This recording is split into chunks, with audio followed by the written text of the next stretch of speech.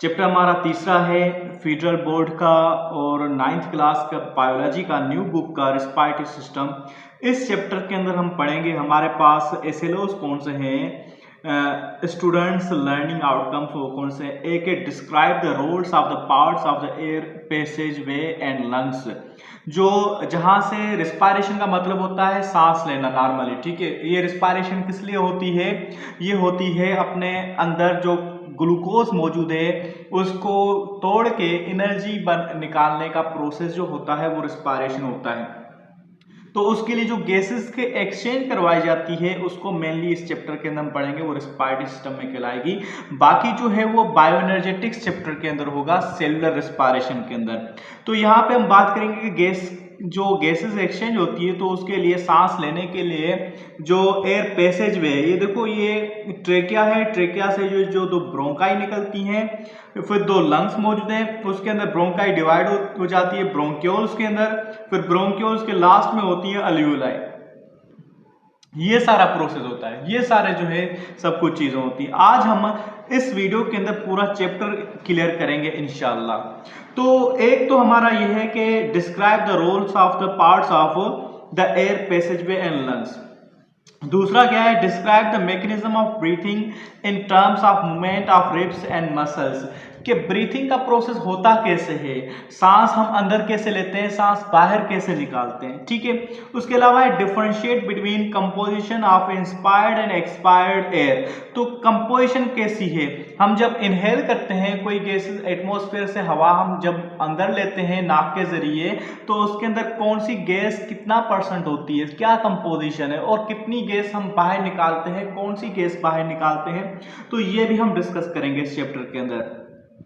इसके अलावा है discuss briefly diseases related to respiratory system like bronchitis, emphysema, pneumonia, asthma and lung cancer. इस chapter के अंदर हम ये भी पढ़ेंगे कि ये जो हमारा रेस्पिरेटरी सिस्टम है एक ऑर्गन सिस्टम है, तो ये एक प्रॉपर फंक्शन करता है, कोई खास काम करता है, लेकिन इसके अंदर डिजीज भी पाई जाती है। जैसे कि एक्सक्रीटरी सिस्टम की हमने डिजीज डिस्कस की थी, वो थी किडनी फेलियर वगैरह थी। ठीक है, इसी तरह से यहाँ पे pneumonia, emphysema, bronchitis, asthma and lung cancer, हम इनको 1 बाय 1 करके पढ़ेंगे। तो हम बुक की रीडिंग करेंगे, उसमें देखेंगे क्या क्या चीजें दी गई। देखो, what happens when we burn anything, जब भी हम किसी चीज को जलाते हैं तो हमें क्या जो है हम मिलता है, क्या होता है? ऑक्सीजन इज यूज्ड अप, और उसको आग जलाने के लिए ऑक्सीजन चाहिए होती है और कार्बन डाइऑक्साइड निकलता है। So flame gives off light and heat, the same sort of things happen our body. इसी तरह से हमारी बॉडी के अंदर भी होता है। Food we take and glucose, जो हमारा फूड होता है ग्लूकोज होता है, oxygen is needed to break the glucose. अब उस ग्लूकोज को तोड़ने के लिए हमें क्या चाहिए होता है? ऑक्सीजन चाहिए होता है। हमने ये इक्वेशन बचपन से पढ़ी है कि जो भाई ग्लूकोज है C6H12O6, इसमें हम ऑक्सीजन लगाते हैं तो ये ब्रेक कर जाता है इसमें carbon dioxide, water and energy में, और इस एनर्जी को हम किस फॉर्म में इस्तेमाल करते हैं? एटीपी की फॉर्म में ये स्टोर होती है। सो सेम चीज बोल रहा है कि हमारे अंदर ग्लूकोज जो होता है वो टूटता है। सो इसी तरह से oxygen is needed for the process of respiration, so it is called aerobic respire. Oxygen चाहिए होती है रिस्पायर करने के लिए, तो हम इसको कहते हैं एरोबिक रिस्पायरेशन। अगर ऑक्सीजन नहीं चाहिए होती, कुछ बैक्टीरियाज ऐसे होते हैं बगैर ऑक्सीजन के भी खाने को, फूड को जो है तोड़ते हैं और उससे एनर्जी निकालते हैं, उनको उस रिस्पायरेशन को कहा जाता है एनएरोबिक रिस्पायरेशन। जो आपने पढ़ी होगी एनएरोबिक रिस्पायरेशन के 2 टाइप्स होते हैं। एनएरोबिक रिस्पायरेशन, जिसको नॉर्मली क्या कहा जाता है? फर्मेंटेशन। फर्मेंटेशन कहा जाता है बेटा। तो फर्मेंटेशन के 2 टाइप्स होते हैं, एक होती है lactic acid fermentation, lactic acid fermentation, दूसरी होती है अल्कोहलिक फर्मेंटेशन। ये बगैर ऑक्सीजन के प्रोड्यूस होते हैं। इसमें फाइनल प्रोडक्ट लैक्टिक एसिड होता है और एनर्जी होती है। इसमें जो होता है अल्कोहल होता है, इसी वजह से इसको अल्कोहलिक फर्मेंटेशन कहा गया है। चलो अब हम बात करते हैं कि the process in which oxygen and glucose undergo series of chemical reaction inside the cell. तो ऐसा प्रोसेस जिसमें ग्लूकोज जो है मुख्तलिफ प्रोसेस में गुजरे और वो टूटे टूटे उससे एनर्जी निकले, उसको कहते हैं सेलुलर रिस्पायरेशन। देखो रिस्पायरेशन और सेलुलर रिस्पायरेशन में फर्क, रिस्पायरेशन जनरल टर्म आ गया, उसके अंदर हम दो हिस्सों में डिवाइड कर सकते हैं। सेलुलर रिस्पायरेशन, अच्छा देखो रिस्पायरेशन उसके अंदर जो है जनरल प्रोसेस इसमें क्या होता है, ग्लूकोज टूटता है और उससे क्या बनती है, एनर्जी बनती है। ठीक है, अब रिस्पायरेशन के दो से हो सकते हैं, एक extra cellular respiration, extra cellular respiration मतलब सेल से बाहर वाली रिस्पायरेशन, जस्ट गैसेस को टेक इन करना, सेल तक पहुंचाना, और सेल के अंदर जो कार्बन डाइऑक्साइड बनता है वो वापस बाहर एटमॉस्फेयर, मींस एटमॉस्फेयर और सेल्स के बीच में जो गैसेस एक्सचेंज करवाते हैं उसको हम कह सकते हैं एक्स्ट्रा सेलुलर रिस्पायरेशन, या इसको हम गैसेस एक्सचेंज कह सकते हैं, या इसको हम जो है ब्रीथिंग एक उसका मैकेनिज्म है वो भी हम कह सकते हैं। लेकिन जो सेल के अंदर प्रोसेस हो रहा है, जो एनर्जी बनने का, ग्लूकोज को तोड़ के केमिकल ब्रेकडाउन जो होती है, इसमें केमिकल ब्रेकडाउन नहीं हुई, जस्ट गैसेस को पहुंचाया गया, गैसेस को जो है एटमॉस्फेयर से इनसाइड द बॉडी, बॉडी से आउटसाइड द बॉडी एटमॉस्फेयर तक पहुंचाया जाए, उसको एक्स्ट्रा सेलुलर रिस्पायरेशन। और जो सेल के अंदर होती है उसको हम कहते हैं सेल्यूलर रिस्पायरेशन, इसको हम कहते हैं सेल्यूलर रिस्पायरेशन। सही बेटा, तो हम देखते हैं कि सेलुलर रिस्पायरेशन ये, अच्छा रिस्पायरेशन डिफरेंट फ्रॉम ब्रीथिंग। अच्छा, अब बोला है कि रिस्पायरेशन जिसको हम जनरली एक्स्ट्रा सेलुलर रिस्पायरेशन कहते हैं उसको जनरली रिस्पायरेशन ही कहा जाता है, तो वो ब्रीथिंग से डिफरेंट है। Breathing is the movement of air into and out of the lungs is called breathing, just जो है लंग्स तक पहुंचे, लंग्स से बाहर निकले, उसको हम कहते हैं ब्रीथिंग। ठीक है, तो रिस्पायरेशन केमिकल इनसाइड सेल, जो रिस्पायरेशन हो रही है वो सेल के अंदर, और as a result of respiration the cells release energy, वो जो सेलुलर रिस्पायरेशन होती है उसके अंदर एनर्जी बनती है, that is needed for growth and other cell process. So the respiratory systems move, ये जो रिस्पायरेटरी सिस्टम है पूरा, ये क्या करता है, moves oxygen from outside the environment to the body, it also removes carbon dioxide from the body, ये बाहर भी निकालता है और ऑक्सीजन को अंदर भी लेके जाता है, ये सारा प्रोसेस करता है रिस्पायरेटरी सिस्टम। अब उस रिस्पायरेटरी सिस्टम में से एयर जो है कहीं से गुजरेगी कहीं पे जाएगी, वो एक्चुअली ये होता है कि देखो रिस्पायरेटरी आर्गान होते हैं, हर जो है लिविंग ऑर्गेनिज्म के अंदर रिस्पायरेटरी आर्गान्स होते हैं। ठीक है, तो रिस्पायरेटरी आर्गान्स कौन से होते हैं, अगर हम प्लांट्स की बात करें, प्लांट्स के अंदर क्या ये प्रोसेस होता है, यस हम कहेंगे, क्योंकि प्लांट्स भी क्या है, लिविंग ऑर्गेनिज्म है, उसके अंदर भी रिस्पायरेशन का प्रोसेस होता है।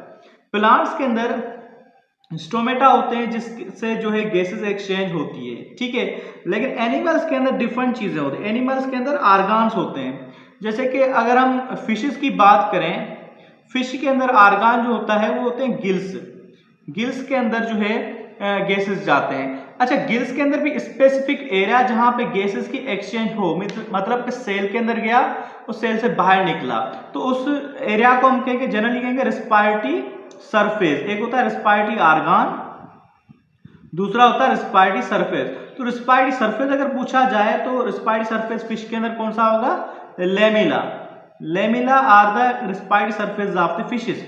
अगर हम बात करें बर्ड्स की, बर्ड्स का रिस्पायरेटरी आर्गान कौन सा है, वो लंग्स है, हमारी तरह लंग्स है, लेकिन उसके अंदर रिस्पायरेटरी सरफेस कौन सा है, पैराब्रोंकाई, पैराब्रोंकाई। ठीक है, अच्छा इसी तरह से अगर ह्यूमन की बात की जाए, ह्यूमन के अंदर रिस्पायरेटरी आर्गान कौन से हैं, वो लंग्स ही होते हैं, और उसके अंदर जो है रिस्पायरेटरी सरफेस कौन से होते हैं, वो होते हैं अल्वियोलाई, बलून शेप स्ट्रक्चर्स होती हैं जिसको हम कहते हैं अल्वियोलाई, जहां पे गैसेस एक्सचेंज होती है, तो ये रिस्पायरेटरी सरफेस होते हैं। तो रिस्पायरेटरी सरफेस डिफरेंट चीज होती है, रिस्पायरेटरी आर्गान डिफरेंट चीज होती है। ठीक है, अब ह्यूमन के अंदर जो एयर पैसेज वे, मतलब कहां से एयर गुजर के इस रिस्पायरेटरी सरफेस तक पहुंचता है, ये हम मेंशन करना जरूरी है। देखो, एक तो एक्सटर्नल जो स्ट्रक्चर है हमारे पास वो है नोज, नोज से जो है एयर जाती है फेरेंक्स के अंदर, फेरेंक्स पैसेज आता है, फेरेंक्स के बाद लेरेंक्स के अंदर, लेरेंक्स के बाद जो है ट्रेकिया के अंदर, ट्रेकिया से जो है ब्रोंकाई के अंदर, ब्रोंकाई के बाद हमारे पास दो लंग्स होते हैं। लंग्स के अंदर ये डिवीजन हो जाती है ब्रोंकाई की, तो उसको कहते हैं ब्रोंक्यूल्स। ब्रोंक्यूल्स के अंदर ब्रोंक्यूल फिर डिवाइड करते हैं primary bronchiole, secondary bronchiole, tertiary bronchiole and terminal bronchiole. ठीक है, तो उसमें अल्वियुलर ब्रोंक्यूल भी कहते हैं। तो उसमें आखिर में क्या होता है, अल्वियुलाई होती हैं। अब ये अल्वियुलाई इतनी जो होती है डेंस होती हैं और ज्यादा होती हैं, मिलियंस की तादाद में होती हैं। ये क्यों उस तरह से है, डायरेक्टली ट्यूब की फॉर्म में क्यों नहीं है? क्योंकि अल्वियुलाई जो होती हैं बिल्कुल सिंगल सेल लेयर की बनी होती हैं, ये इस तरह से होती हैं। ये क्या करती है, सरफेस एरिया बढ़ाती हैं। सरफेस एरिया जितनी ये ज्यादा होंगी उतना सरफेस एरिया इतनी होती है। अगर हम जो है पूरी बॉडी को अगर जो है इसको हम सोल्व करें, मतलब खुला करें, पूरी बॉडी को अगर कंपेयर करें तो हमारे 8 टाइम्स हमारी बॉडी की लेंथ जो है उतनी इसकी बन जाएगी। इतना इसका सरफेस एरिया होता है ताकि गैसेस एक्सचेंज ज्यादा से ज्यादा हो सके। सही बेटा, तो हम देखते हैं बुक के अंदर क्या है। Man faces the same general problems of obtaining oxygen, getting rid of carbon dioxide. सबकी तरह all other large and complex animal, he must have moist and thin. अच्छा, अब रेस्पिरेटरी सरफेस के कुछ जो है रेस्पिरेटरी सरफेस की प्रॉपर्टीज होती हैं। What are the properties of respiratory surface. Respiratory surface की प्रॉपर्टीज कौन सी होती हैं जो गैसेस गुजर जाए? एक तो वो थिन होनी चाहिए। रेस्पिरेटरी सरफेस जो है, जैसे अल्वियुलाई है ना हमारे पास, अल्वियुलाई ये क्या होना चाहिए, ये थिन हो, इसके अंदर गैस आएगा ऑक्सीजन, और यहाँ ब्लड इसके ऊपर चढ़ा होगा, ब्लड कैपिलरीज, तो कार्बन डाइऑक्साइड यहाँ से इसके अंदर कार्बन डाइऑक्साइड जाएगा। ये कैपिलरीज हैं, ठीक है, तो यहाँ से उसके अंदर जाएगा। अब ये थिन होगी तो ही जो है इससे गुजर पाएगा, वरना इतना ज्यादा नहीं हो सका। ठीक है, तो थिन, और उसके बाद हम कह सकते हैं कि परमिएबल भी होनी चाहिए। उसके अलावा मॉइस्ट भी होनी चाहिए। जितनी मॉइस्ट ज्यादा होगी उतना डिफ्यूजन ग्रेडियंट बनेगा, तो डिफ्यूजन ग्रेडियंट भी बनना चाहिए। डिफ्यूजन ग्रेडियंट भी बनना चाहिए। और क्या होना चाहिए, large surface area. Surface area ज्यादा होना चाहिए तो ही जो गैसेस ट्रांसमिट होगी। ठीक है, तो ये इसकी प्रॉपर्टीज हैं। देखते हैं बुक में क्या है। अच्छा, he must have moist and thin respiratory surface which gases exchange with the environment can आकर जिसमें। In addition he must have some medium of transporting oxygen, तो वो मॉइस्ट होता है oxygen and carbon dioxide to and from the cell. We breathe in air to get oxygen and breathe out carbon dioxide. This is called gas exchange. ये आ गया ना बात जो मैं शुरू से कह रहा था कि ये जो गैस एक्सचेंज है, गैस हम लेते हैं और बाहर निकालते हैं, इसको हम गैसेस एक्सचेंज कहते हैं। अच्छा, air passage way of gases. The organs responsible for gas exchange in man are the 2 lungs. Man क्या होते हैं, 2 lungs, and the air passage which to the lungs which leave the lungs. So the air passageway consists of nose, nose, pharynx, larynx, trachea, bronchi and bronchioles. ठीक है, ये हमारे पास है जो है रेस्पिरेटरी सिस्टम। ये आपकी ट्रेकिया है, ये जो है लेरेंक्स है, ये हाइपोफेरेंक्स फेरेंक्स का हिस्सा है, ये ओरोफेरेंक्स है, नेजोफेरेंक्स। ये 3 पार्ट्स होते हैं, 3 टाइप्स। नेजोफेरेंक्स जो नेजल कैविटी में होता है, ओरोफेरेंक्स जो ओरल कैविटी में होता है, हाइपोफेरेंक्स जो नीचे होता है, इसको लेरेंजोफेरेंक्स भी कहा जाता है। ठीक है, तो नोस्ट्रिल यहाँ पे नहीं, नेजल कैविटी दिखाई गई है, यहाँ पे नोस्ट्रिल्स हैं। जो नाक होता है नॉर्मली, उसके अंदर जो स्पेसेस होते हैं उसको नोस्ट्रिल्स कहा जाता है। अच्छा, अब जो है हमारे पास नोज क्या है? The nose is an elevated structure, it is divided into 2 parts. ये 2 पार्ट्स में divide. The external opening of the nose are nostrils having hairs, उसके पास हेयर्स होते हैं, नाक में हेयर्स होते हैं। इसका काम क्या है? इसका काम होता है हवा के अंदर जो जर्म्स होते हैं उसको कैच करना। The nostrils lead into a nasal cavity, उसके बाद कैविटी होती है। The top of the nasal cavity lining of the nerve cells, उसके अंदर नर्व सेल्स होते हैं which are responsible for sense of smell, इसमें सेंस ऑफ स्मेल होता है। अच्छा बच्चों, सेंस ऑफ स्मेल को क्या कहा जाता है? Olfactory sense. ठीक है, ऑल्फैक्टरी सेंस। अच्छा, ऑल्फैक्टरी नर्व सेल्स होते हैं। The walls and the base of the nasal cavity passage are lined with cilia, के पास cilia होती हैं। hair like structure between the ciliated epithelial cells और goblet cells भी होते हैं which produce the mucus, जो mucus प्रोड्यूस करते हैं जो जर्म्स को कैच कर लेता है, ठीक है। अच्छा, the nasal cavity performs important function, कौन से? The air entering the respiratory system must be warm, उसको वार्म करता है, मोइस्ट करता है एंड फिल्टर करता है to keep the lungs tissue healthy. The hairs lining the entrance to the nasal cavity trap large dust particles. The thin layer of mucus moistens the air.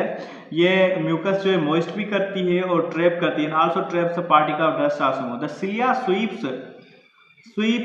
the trapped particles and mucus towards the pharynx. These are either swallowed or spit.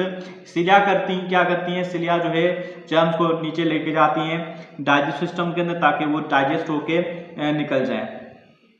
These are either swallowed or spit out by the time air the lungs. It is relatively dust free. lungs क्या होते हैं? dust free होते हैं, germ free होते हैं, warm and moist होते हैं। These protective layer keep the lungs clean so that the lungs can perform the important work of gas exchange. Pharynx क्या है? Pharynx air is drawn out of the nasal passage. Pharynx जो है ये nasal cavity है, देखो, ठीक है। nasal cavity के बाद ये जो हिस्सा है ये pharynx होता है।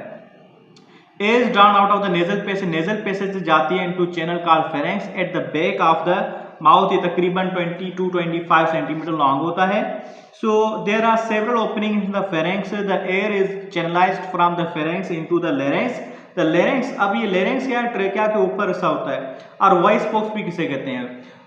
जो बर्ड्स होते हैं, पंछी जो होते हैं, उसके अंदर जो है larynx की जगह पे syrinx होता है, सही है। अच्छा, और वॉइस बॉक्स कार्टिलेजिनस होता है, cardio, it is surrounded by the upper end of the trachea. The cavity of the larynx is called glottis. अच्छा, देखो भाई, ये जो ट्रेकिया है, trachea is the upper part of ये ट्रेकिया हो गई सारी, जिसके अंदर भी सी शेप जो है कार्टिलेजेस होती है ताकि उसको कोलैप्स होने से बचाए। ऊपर जो स्ट्रक्चर है, ऊपर स्ट्रक्चर क्या है? ऊपर ये जो है इसको कहते हैं लैरिंक्स। लैरिंक्स की जो ओपनिंग होगी इसको हम कहते हैं ग्लोटिस, और जो इसके ऊपर ढक्कन होता है इसको कहते हैं एपिग्लोटिस। ये क्यों होता है? क्योंकि साइड में होती है ईसोफेगस। क्या होती है?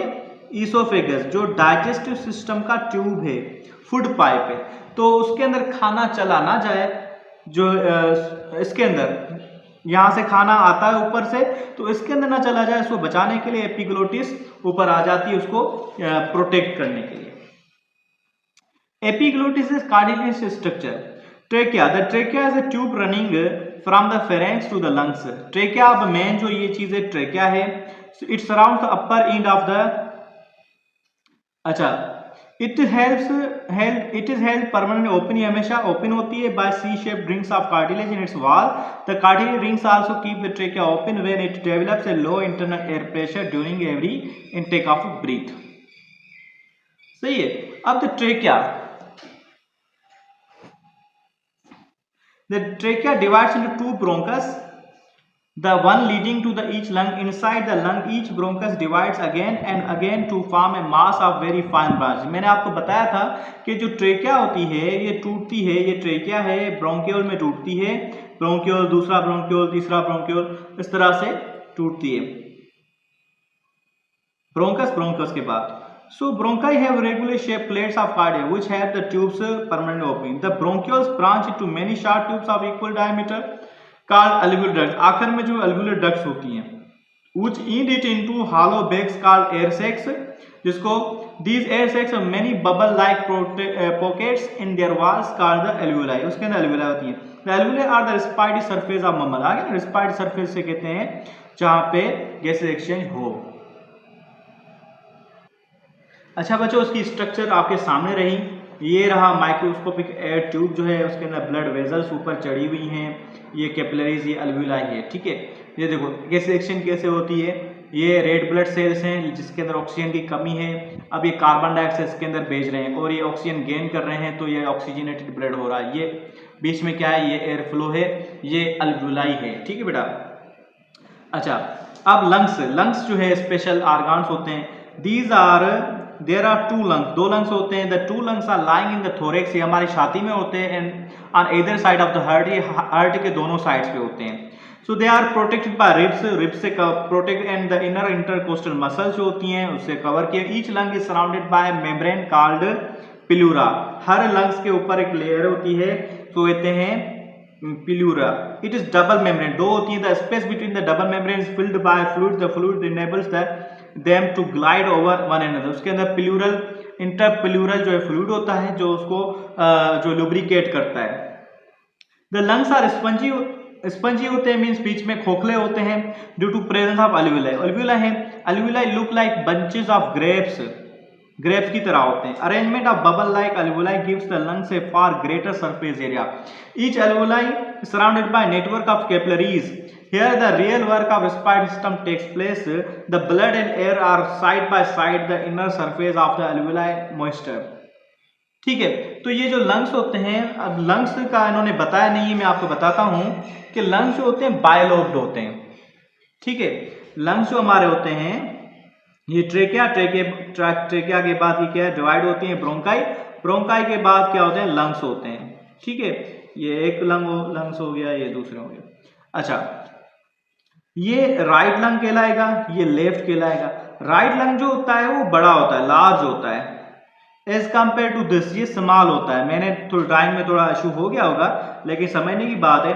ठीक है, क्योंकि यहाँ पे होती है हार्ट, हार्ट का जो है 75% होता है लेफ्ट की साइड पे। सही बेटा, तो राइट के साइड में जो है 3 लोब्स होते हैं, हार्ट के अंदर 3 लोब्स होते हैं, पार्ट होते हैं, तो उसको कहते हैं लोब्स। ये 3 लोब, ट्राइलोब होता है, और ये होता है बायलोब, इसके अंदर 2 लोब्स होते हैं। तो इससे आप अंदाजा लगा सकते हैं कि बड़ा कौन सा है और छोटा कौन सा है। Oxygen dissolves in the moisture and then diffuse across the thin walled blood capillaries. The carbon dioxide diffuses in the opposite direction. It diffuses across the membrane of the alveolus and into the air present within the alveolus. Thus, the gas exchange occurs by different across the thin membrane of an alveolus and the capillary. ये दोनों के बीच में इस तरह से gases exchange होती है। Video काफी बड़ी हो गई, इंशाल्लाह नेक्स्ट वीडियो के अंदर हम कोशिश करेंगे या उसको मर्ज कर लूंगा ताकि इजी हो जाए। अच्छा भाई, अब हमारा टॉपिक है मैकेनिज्म ऑफ ब्रीथिंग। ठीक है, हमारा जो मैकेनिज्म किस तरह से जो है रिस्पायरेटरी सिस्टम ने एयर पैसेज वे सारा पढ़ लिया, किस तरह से गैसेस जो है इन होते हैं हमारे लंग्स के अंदर और किस तरह से लंग्स से बाहर जो गैसेस जो है निकलते हैं, तो आज हम ये पढ़ेंगे। पहले मैं आपको जो है ओवरव्यू देता हूँ, फिर हम बुक को रीडिंग करते हैं। देखो बेटा, हमारा जो एयर पैसेज वे है हमने पढ़ लिया एयर पैसेज वे, लेकिन उसके साथ एक सपोर्टिव सेट होता है ऑर्गन्स का, वो उसके साथ मिलके जो है रिस्पायरेशन में हेल्प करवाता है, ब्रीथिंग में हेल्प करवाता है। देखो, लंग्स जो है वो इतने मस्कुलर नहीं है जो मसल की तरह कॉन्ट्रैक्ट और रिलैक्स करें, उसको वो बलून की तरह है, उसको जो है फिल करना होता है फिर खाली करना होता है। ठीक है, लेकिन ये हाईली वस्कुलराइज्ड होते हैं, इसके पास वेजल्स बहुत होती हैं जो एक्सचेंज करवाने के लिए हेल्प करती हैं। लेकिन लंग्स के अंदर गैस कैसे आए, हमारी थोरेसिक कैविटी के अंदर लंग्स के अंदर कैसे आए और लंग्स से बाहर कैसे जाए, उसके लिए दूसरे ऑर्गन्स वो होते हैं, एक्सेसरी ऑर्गन जिसको हम कहेंगे। तो ये होते हैं, एक हमारी थोरेसिक कैविटी को जो कवर करती है जिसको हम कहते हैं रिब केज, एक रिब केज का रोल होता है, दूसरा डायफ्राम का रोल होता है। Rib cage and diaphragm. अब रिब केज जो है, रिब केज के अंदर ये रिब्स होती हैं। रिब्स कितनी रिब्स होती हैं? 12 रिब्स होती हैं, 12 पेयर्स ऑफ रिब्स होते हैं। ठीक है, अच्छा, ये एक केज की तरह बना, ये एक वाइटल ऑर्गन्स को प्रोटेक्ट करने का एक जो है केज है जो कवर करता है। इसके अलावा ये रिस्पायरेशन में हेल्प करवाता है। वो कैसे करवाता है वो मैं बताता हूँ। पहले मैं बता दूं कि रिब्स कैसी होती हैं, कौन सी होती है। रिब्स जो होती हैं सी शेप्ड होती हैं, सी शेप्ड मतलब इस तरह की होंगी, साइड बाय इस तरह से, ये ऐसे नहीं होती, बिल्कुल फुल्ली गोल नहीं होती, ये इस तरह से होती हैं। ठीक है, इस तरह से होती हैं। तो सामने वाली साइड पे राइट मतलब जो हमारा एंटीरियर जो है या जो हम कहते हैं वेंट्रल साइड पे, वेंट्रल साइड पे किससे कनेक्ट होती है? हमारी छाती की हड्डी होती है जिसको हम कहते हैं स्टेर्नम। स्टेर्नम जो वेंट्रली जो है ये अटैच्ड होती है वेंट्रली अटैच्ड बाय स्टेर्नम, और डार्सली ये किससे अटैच्ड होती हैं? Dorsally attached by vertebral column. Vertebral column जो हमारा है उसके रीढ़ की हड्डी उसके साथ ये अटैच्ड होती है, ठीक है। तो स्टेर्नम और से कनेक्टेड होती हैं। अच्छा, इनमें जो सामने वाली शुरुआत जो स्टेर्नम से पीछे सब कनेक्टेड होती हैं, लेकिन आगे से कनेक्टेड 8 होती हैं, सिर्फ 1 to 8 जो है कनेक्टेड होती हैं, इसको कहते हैं ट्रू रिब्स, ठीक है। और 9th to 10 मतलब 2 पेयर जो होते हैं ये क्या होती हैं? ये फॉल्स रिब्स होती हैं, ये सही अटैच नहीं होती, ठीक है। ये कार्टिलेज की मदद से होती है। बाकी 2 रिब्स होती हैं वो अटैच नहीं होती, इन सही अटैच होती है, उसको फ्लोटिंग रिब्स कहा जाता है। चलो ये तो अलग कहानी होगी, मैंने आपको थोड़ा हिंट दे दिया इसके बारे में। तो रिब्स होती हैं। अब रिब्स के अंदर 2 रिब्स हैं, ये 2 रिब्स हैं, तो रिब्स के बीच में मसल्स होती है, ये खाली नहीं होती। आपने कुर्बानी के अंदर बकरे वगैरह ज़बह करते हुए देखे होंगे, तो रिब्स के बीच में एक मसल होती है, गोश्त होता है। तो ये जो मसल होती है, ये मसल 2 टाइप की होती है, एक इनर साइड पे होती है, जनरली इनको कहा जाता है इंटरकोस्टल मसल्स, इंटरकोस्टल मसल्स। अब ये मसल 2 टाइप्स की होती हैं, एक इंटरनल इंटरकोस्टल मसल्स, इंटरनल, दूसरी एक्सटर्नल इंटरकोस्टल मसल्स। अब इंटरनल एक्सटर्नल इंटरकोस्टल मसल से लफ्ज उलझाएंगे, लेकिन ये काम के हैं, ठीक है। चले, ये इसका कैसे रोल होता है हम देखते हैं बुक के अंदर। बुक से पहले हम यहाँ पे इसका पहले रोल देख लेते हैं, डायफ्राम का रोल क्या है, what is the role of diaphragm.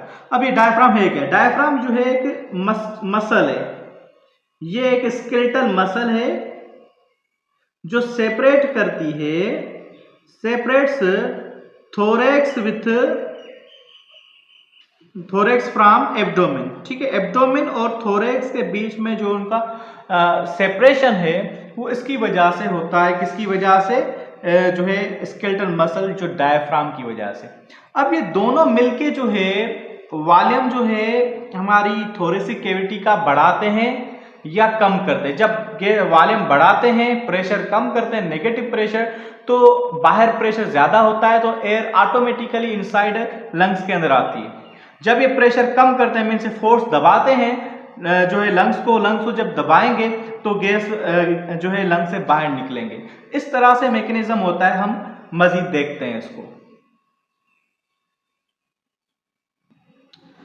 तो mechanism of breathing, breathing is mechanical process, ये एक मैकेनिकल प्रोसेस है, मतलब कुछ हरकत वाला प्रोसेस है, इसमें केमिकल का कोई जो है ताल्लुक नहीं है। It is the movement of air into and out of the lungs.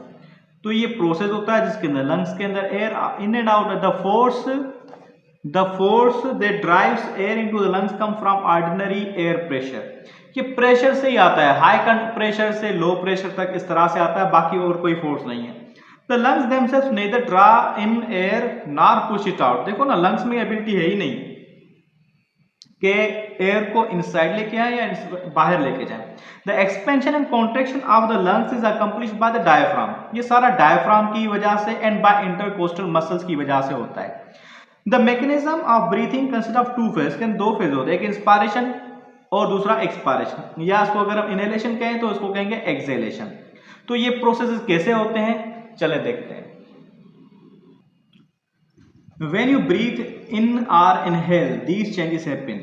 तो ये इंस्पायरेशन के स्टेप्स हैं, ये एक्सपायरेशन के स्टेप्स हैं। मैंने आपको बताया कि स्ट्रक्चर कैसे होती है, वो सारा हमने डिस्कस कर लिया। देखो यहाँ पे पहले देखते हैं, ये ट्रेकिया है, ये ब्रोंकाई है, रिब केज है, ऊपर रिब केज है, ठीक है। रिब केज को हम और मजीद इस तरह से कर लेते हैं, इस तरह से हम कर सकते हैं रिब केज, ठीक है। रिब केज के बीच में क्या होगी? इंटरकोस्टल मसल्स होंगी, एक इंटरनल दूसरी एक्सटर्नल इंटरकोस्टल मसल्स होंगी, ठीक है। अच्छा, अब ये क्या होगा कि लंग का वॉल्यूम बढ़ाना है, ठीक है। तो उसके लिए क्या होगा, डायफ्राम जो है नीचे जाएगा। डायफ्राम नॉर्मली क्या होता है, ऐसे डोम शेप्ड होता है, ठीक है। तो उसको नीचे किया जाएगा, देखो नीचे किया जाएगा, और रिब्स को जो है वो कॉन्ट्रैक्ट, एक्सटर्नल इंटरकोस्टल मसल जो होती है कॉन्ट्रैक्ट करती है इनहेलेशन के दौरान, और वो नॉर्मली देखो जब है तो इस तरह से होता है। ये मेरी फिंगर्स अगर आप देख सकते हैं तो शायद मसला हो सके, नहीं देख नजर आए, मतलब इस तरह से। लेकिन जब कॉन्ट्रैक्ट करती हैं एक्सटर्नल इंटरकोस्टल मसल्स तो रिब्स बाहर की तरफ आती हैं।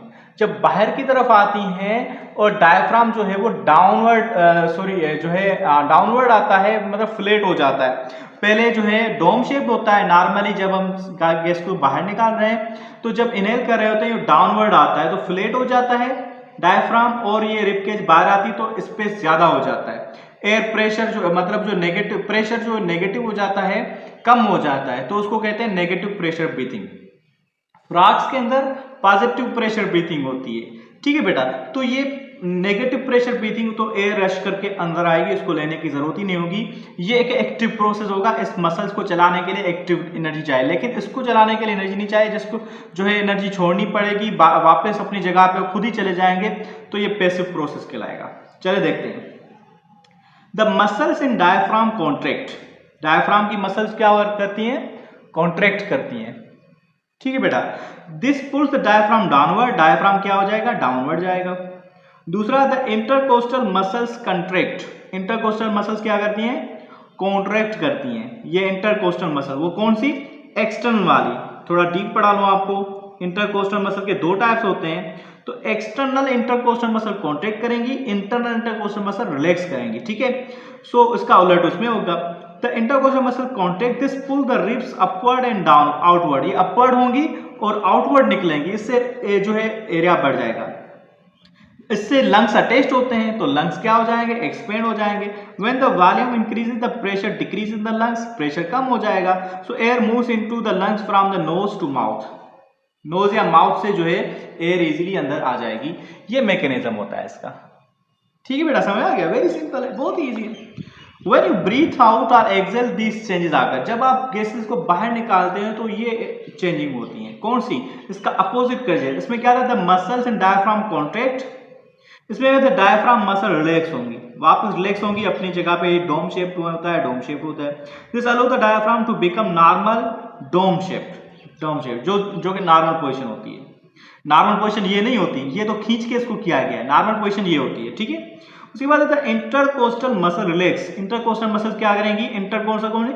External intercostal muscle. और इंटरनल इंटरकोस्टल मसल्स क्या करेंगी? कॉन्ट्रैक्ट करेंगी। This allow the ribs to move downward and inward, वापस अपनी जगह पे सेम पोजीशन पे आ जाएंगी। So the lungs are compress, lungs के ऊपर दबाव पड़ेगा, कंप्रेस होगा। व्हेन द वॉल्यूम डिक्रीजेस, उसका डिक्रीज होता है, उसकी वजह से the pressure increase the lungs, lungs में प्रेशर बढ़ेगा, उसकी वजह से वो गैसेस क्या हो जाएंगी? बाहर, हमारा कार्बन डाइऑक्साइड बाहर आ जाएगा। So air is force out from the lungs to the surrounding air. Air क्या होगा? जो फोर्स आउट किया जाएगा जो लंग्स से, और एयर जो है सराउंडिंग एयर के अंदर भेजा जाएगा। इस तरह से सारा मैकेनिज्म होता है ब्रीथिंग। उसके बाद हमारा टॉपिक है बेटा कि composition of inspired and expired. जब हमने इंस्पायर किया एटमॉस्फेयर से, हमारी बॉडी के अंदर गैसेस लिए तो उसको इंस्पायर किया, और जब हमने बॉडी से जो गैसेस जो बाहर निकाले तो उसके अंदर कंपोजिशन क्या है, क्या क्या चीजें मौजूद है। We will see the composition of inspired and expired air in the given table. यहाँ पे मौजूद है हमारे पास oxygen, carbon dioxide, nitrogen, water vapour, temperature, dust particle. Before going to this बेटा, I will request you all that हम आपके लिए इतनी मेहनत कर रहे हैं तो आप हमें हमारा चैनल सब्सक्राइब कर लें, बेल आइकन को प्रेस कर लें। हो सके तो अपने दोस्तों के साथ ज़रूर शेयर करें, ये एक सदका जारिया है, दोस्तों तक पहुँचेगा तो अगर उनकी ज़िंदगी में थोड़ी सी भी चेंजिंग होगी तो उसका आपको भी सवाब मिलेगा, सबको सवाब मिलेगा जो भी इसमें शामिल है। Thank you. अच्छा बेटा, गैस ये है oxygen, carbon dioxide, nitrogen, water vapour, temperature, dust particles. Oxygen कितना इंस्पायर्ड किया जाता है? ये एक्सपायर्ड इंस्पायर किया जाता है 21% जो एटमॉस्फेयर के अंदर होता है। मींस ये एटमॉस्फेरिक एयर की कंपोजिशन है। ठीक है बेटा, सो 21% एक्सपायर हम करते हैं 16%, मतलब सारा का सारा यूज नहीं करते। कार्बन डाइऑक्साइड 0.04% जो है हम इनहेल करते हैं, 4% बाहर निकालते हैं क्योंकि हमारे अंदर बनता है। नाइट्रोजन 79% इनहेल करते हैं, 79% ही बाहर निकालते हैं, उसको हम यूज नहीं कर सकते। वाटर वेपर जो है ये वेरिएबल क्वांटिटी होती है, ठीक है, और ये सैचुरेटेड मतलब जब तक बैलेंस हो जाएगा तो उसके बाद ज्यादा नहीं इस्तेमाल किया जाएगा। 5 टेम्परेचर जो है वेरिएबल होता है अबाउट बॉडी टेम्परेचर, आता वेरिएबल है लेकिन जाता हमारी बॉडी टेम्परेचर का है। 6 डस्ट पार्टिकल वेरिएबल्स होते हैं जो हमारे एयर में आते हैं, ठीक है, तो उससे ट्रैप होके हमारे जो डस्ट पार्टिकल्स हमारे हेयर्स होते हैं, ट्रेकिया के अंदर भी होते हैं और सिलिया होती हैं नोज के अंदर, ट्रैप होके बाकी जो एक्सपायर्ड एयर होती है उसके अंदर लिटिल या बहुत कम जो है नहीं होते एयर पार्टिकल्स, वो ये कंपोजिशन होती है इसकी। अच्छा बच्चों, आज हम पढ़ेंगे disease related to respiratory system. हमने जो रेस्पिरेटरी सिस्टम पढ़ा है उससे रिलेटेड क्या डिजीज़ हो सकती हैं, हमने सब कुछ क्लियर किया है इससे पहले हमने वीडियो के अंदर। आज हम बात करेंगे कि इसके अंदर डिजीज़ कौन सी होती हैं। The common respiratory disorders are bronchitis, emphysema, pneumonia, asthma and lung. इसमें कुछ जो है बैक्टीरियल इन्फेक्शंस होती हैं, अच्छा कुछ जो है डस्ट पार्टिकल की वजह से, कुछ जो है जेनेटिक भी होती हैं। ये सबको हम डिस्कस करेंगे। सबसे पहले हमारे पास आती है ब्रोंकाइटिस। ब्रोंकाइटिस में देखो जो आइटिस लफ्ज जहाँ पे भी होता है उसका मतलब होता है इन्फ्लेमेशन, ठीक है। So bronchitis is the inflammation of the lining of the air passages like trachea. Air passages में ट्रेकिया होती है, ब्रोंकाई एंड ब्रोंक्यूल, उसके अंदर जब इन्फ्लामेशन हो जाती है, इन्फ्लामेशन मतलब स्वेलिंग करना, तो उस कंडीशन को कहते हैं जो है ब्रोंकाइटिस। ये इसमें क्या होता है, one of the symptom is secretion of excess mucus, उसके अंदर म्यूकस सिक्रेशन होगी from the goblet cells in response to the irritation. The main symptoms is cough होगा, which occur repeatedly, coughing and breathlessness increase as the disease progress. Bronchitis can be acute or chronic. acute या chronic भी हो सकती है। अच्छा ये क्या है, हम इसको देखते हैं।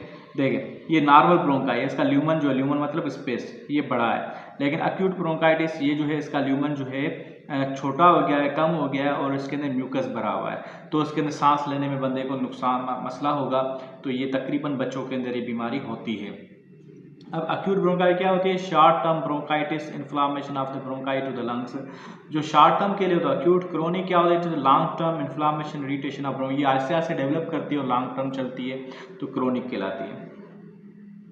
ये होती किस वजह से, ठीक है। तो cause acute bronchitis usually last a few days only and is side effect of viral, ये वायरल इन्फेक्शन की वजह से होती है, लाइक फ्लू वगैरह, ठीक है।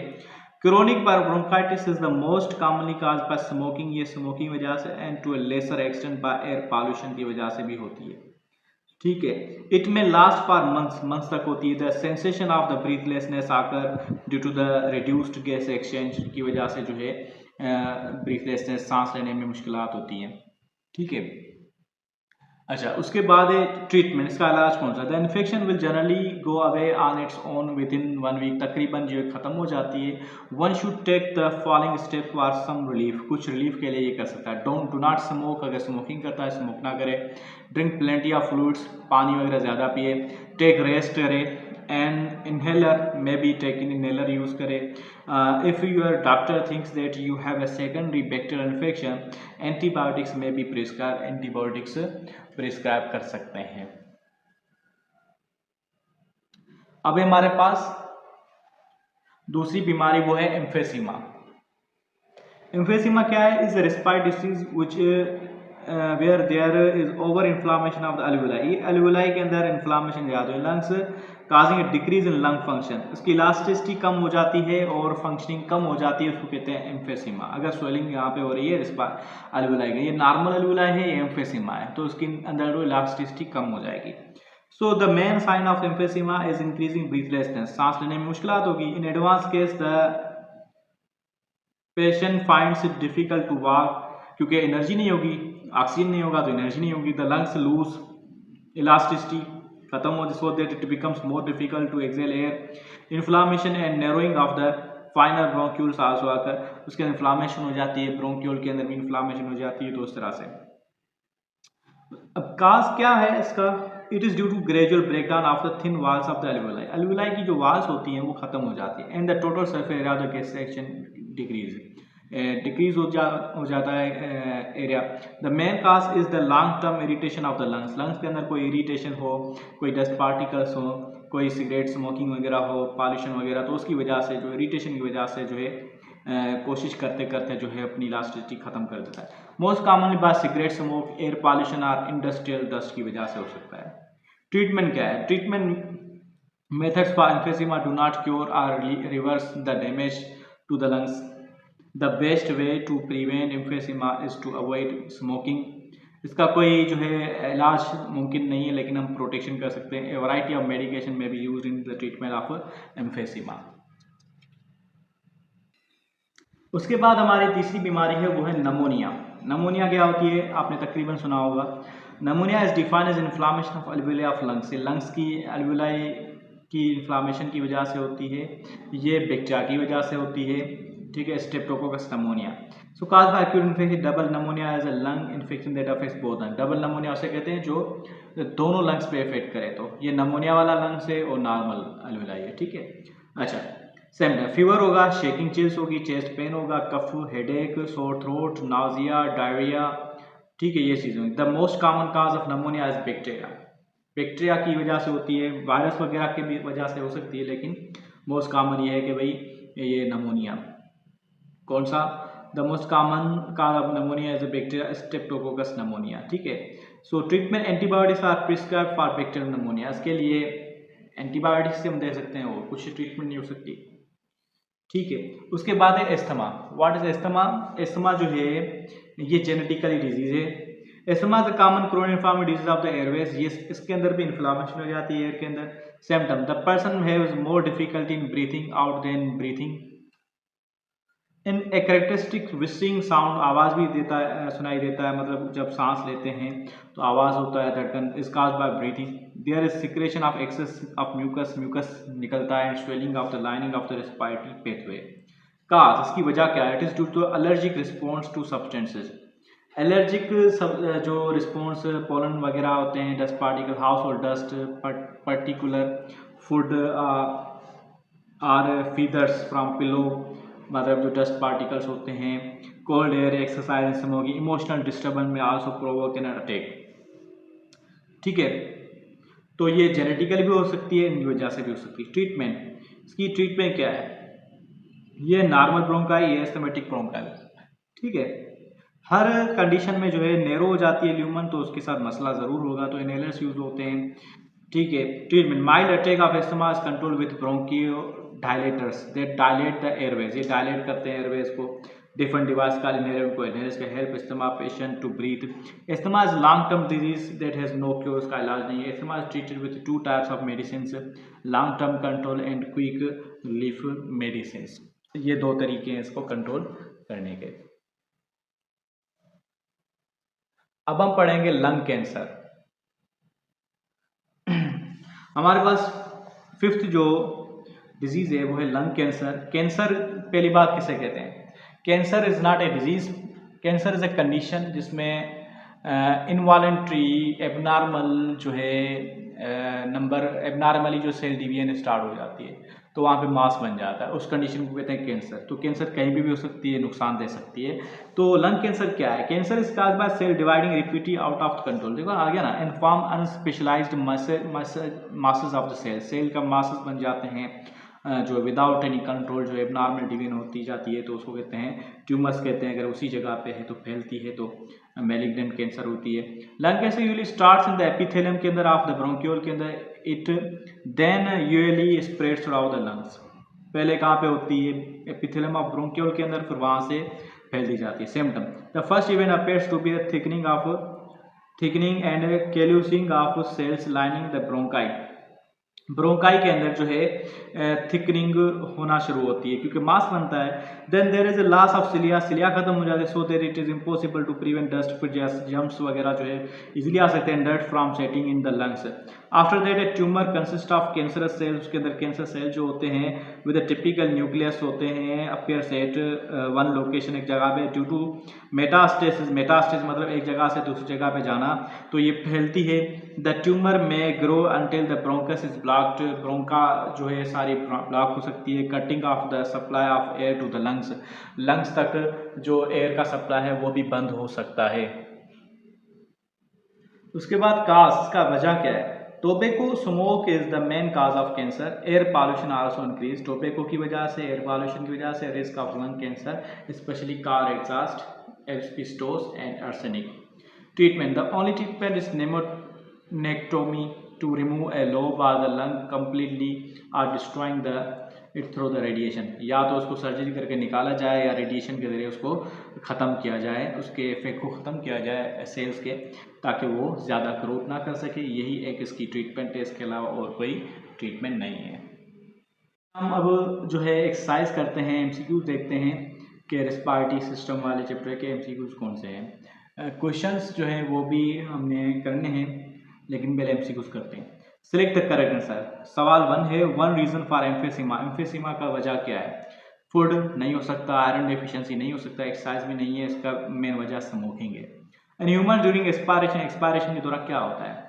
जब हम गैस को बाहर निकालते हैं तो एयर प्रेशर जो है इंक्रीज करना होता है, अंदर जो है थोरेसिक जो है प्रेशर जो है बढ़ाना होता है, ठीक है। Diaphragm is lowered and ribs are raised, गलत, ठीक है। Both diaphragm and ribs are raised, ये इंस्पायरेशन के दौरान होता है। Diaphragm is raised and ribs are lowered, नहीं, both diaphragm and ribs are lowered, ये दोनों को लोअर किया जाता है, ये सही है। The innermost chamber of the respiratory system to which air can be drawn, air जिसमें जा सके, तो innermost chamber of the respiratory system कौन सा है? वो है अल्वेलाई, ठीक है। ब्रोंकियोल से जाता है, ब्रोंकस से जाता है, ब्रोंकियल ट्यूब, फिर alveoli. What is the percentage of oxygen in expired air when a person is resting, तो कितना जो है ऑक्सीजन निकलता है, वो 16% होता है। When process does not use energy released by respiration, which process does not use energy released by respiration, कौन सा जो है प्रोसेस जिसमें एनर्जी नहीं इस्तेमाल होती है? तो active transport of glucose into the alveoli, उसके लिए नहीं चाहिए। Diffusion of oxygen across the alveolar surface, हाँ, ये जो है इसके अंदर एनर्जी नहीं चाहिए। Maths of the constant body temperature, passage of nerve impulse, तो इसका बी ऑप्शन सही है। Which path does a molecule oxygen takes as it enters the body, कौन सा जो है पैसेज होता है? देखो, पहले ब्रोंकियोल तो होगी नहीं, ट्रेकिया से हम स्टार्ट कर, ट्रेकिया से ब्रोंकियोल, ब्रोंकियोल से ब्रोंकस, ये रॉन्ग है क्योंकि ब्रोंकस पहले होता है, ट्रेकिया से बाद ब्रोंकस, ब्रोंकस के बाद ब्रोंकियोल, ब्रोंकियोल के बाद अल्वेओलस, ये जो है पैसेज ये बेस्ट है।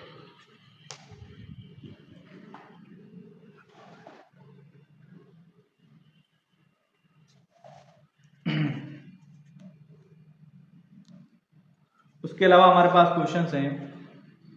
When you inhale the diaphragm, जब इनहेल करते हैं तो डायफ्राम क्या होता है? ये अपवर्ड जाता है, नीचे रिलैक्सेस एंड मूव्स अपवर्ड, नहीं, ये कॉन्ट्रैक्ट करता है और अपवर्ड जाता है। रिलैक्सेस एंड मूव्स डाउनवर्ड, नहीं, contracts and moves upward, yes, this is the right, contracts and moves downward, नहीं, C is right. Respiration living organism always involves, living organisms के अंदर क्या कैसे होती है respiration? Carbon dioxide production, yes, energy release, oxygen consumption, gases exchange.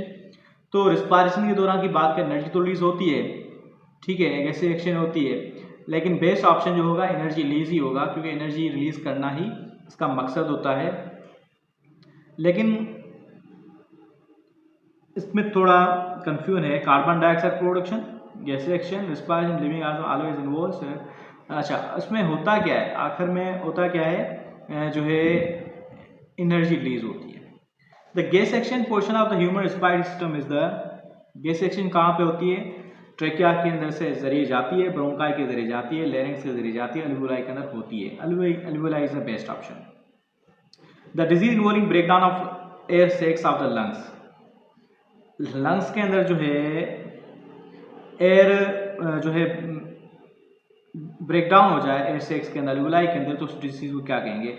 Pneumonia नहीं कहेंगे, bronchitis नहीं कहेंगे, इसको कहेंगे एम्फेसीमा, एम्फेसीमा कहेंगे, ठीक है। Which blood vessels surround the alveoli, alveoli के करीब कौन सी वेजल्स होती है? कैपिलरीज होती हैं, ठीक है। उसके बाद है asthma, in asthma shortness of breath occur due to constriction of bronchi, rupturing of alveolar walls, accumulation of pus in alveoli, rupturing of bronchial walls. Asthma के अंदर जो है कॉन्स्ट्रिक्ट होता है, हो जाती है ब्रोंकियल, ठीक है, तो ये A option is correct. The percentage of oxygen gas is inspired is 21 and in expired air is 16. This difference in the amount of oxygen gas is due to, ये किस वजह से? क्योंकि उसके अंदर जज़ब हो जाती है बॉडी के अंदर। Storage of oxygen gas in lungs tissues, non reactivity of the oxygen gas with blood, liberation of oxygen gas is metabolic waste, utilisation of oxygen gas in energy production. Storage of oxygen gas in the lung tissues, storage of oxygen gas in lung tissues, non reactivity oxygen gas with blood, तो इसका option A आ रहा है। उसके बाद है हमारे पास दो ही MCQs रहते हैं।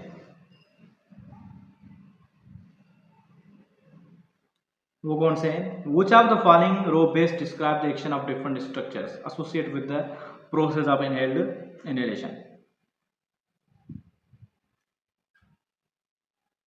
अच्छा, अब डायफ्राम क्या करता है, एक कौन से प्रोसेस के लिए? इनहेलेशन के दौरान। ठीक है, डायफ्राम कॉन्ट्रैक्ट करेगा, रिब की मसल्स क्या करेंगी? ये भी कॉन्ट्रैक्ट करेंगी, रिमेन अनचेंज। रिब्स क्या होगी? ये गलत हो गया, ये मतलब रिलेक्स वाले में हम जाएंगे नहीं। डायफ्राम क्या करेगी? कॉन्ट्रैक्ट करेगी, रिब मसल कॉन्ट्रैक्ट करेगी, रिब्स क्या हो जाए? रेस्ट। तो C option is correct. Which row correctly describe the function of the diaphragm, cilia and mucus in human gases exchange in system? ठीक है, which row correctly describe the functions of सबके function. Diaphragm का काम क्या है? Cilia का काम क्या है? म्यूकस का। Diaphragm contract to cause breathing out, ये कॉन्ट्रैक्ट करता है ब्रीथिंग आउट करने के लिए, नहीं इन करने के लिए। Contract to cause breathing in, ये बी ऑप्शन सही है। ठीक है, अब इसका देखें, cilia carry mucus to the throat, ये भी सही है, ये इसका ऑप्शन सही है। Mucus trap dust and bacteria from there, ये सही हो गया तो सारे सही होंगे, क्योंकि ये तीन क्या होंगे? डिफरेंट हो गया। अब इससे मैच तो पूरी रो मैच करनी है, तो बिल्कुल ये स्मार्ट वे है इसको हल करने का। तो आज का हमारा इतना काफ़ी, इंशाल्लाह नेक्स्ट लेक्चर में मिलेंगे।